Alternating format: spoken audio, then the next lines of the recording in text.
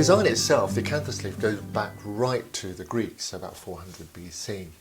And from there, a fairly ordinary looking plant, it's gone through various iterations. The Romans took it over as a design, medieval craftsmen took it over, the Renaissance, Baroque and Rococo all had a go at it, the classical sides of things, Chippendale and so on. Right up to today in Art Nouveau, we see this acanthus leaf. It's a wonderful decorative item. So let me just show you how the thing works. I think the important thing is for you to look at acanthus leaves wherever you can and see if you can find the sort of common elements that I'm going to deal with now. So let me show you with these drawings. So here's a typical acanthus leaf. If you look, you can see that there's a middle line here, a flowing sort of middle line that comes right up the leaf. There's always a centre vein somewhere in the acanthus leaf. Even if you're only seeing half the leaf, there will be this centre vein.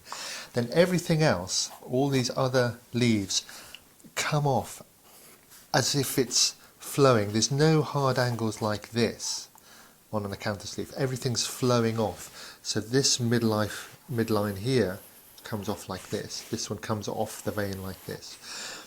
So everything's splaying out like that. The lobes themselves, these are lobes, they're often divided into little groups. So here's a group of three, one main one, two side ones, one main one, two side ones, and so on. That's a very common feature. So these are the junctions between the leaves, and they too aim down. So there's a sort of hidden architecture here, a sort of hidden architecture. Although you can't see it, everything is flowing down the leaf. That's really, really important, this fluid quality.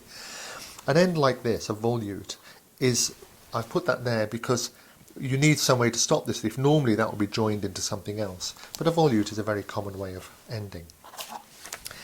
If you look at this leaf now, this is more of a Roman type. Here's the centre vein again. Here are the lobes coming off, all of them coming off at a nice sort of fluid splay like this. But where one leaf overlaps the other leaf, like this, you end up with this little hole here. This is called an eye, and it sort of rucks up the leaf. So there's a little rounded tube goes along here, and this bit is called a pipe, and that pipe also heads down the leaf. So everything, again, this hidden architecture, all the junctions are heading down the leaf. So this is an eye, and sometimes the leaf can be more open so that the leaves come like this, and it would be a sort of open eye, but it's the same sort of effect where one leaf joins the next.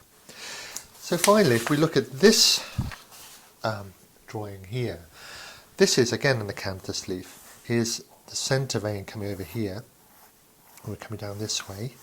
Everything's again coming off the leaf in this sort of fluid way, but the leaf turns over here, and this is called a turnover.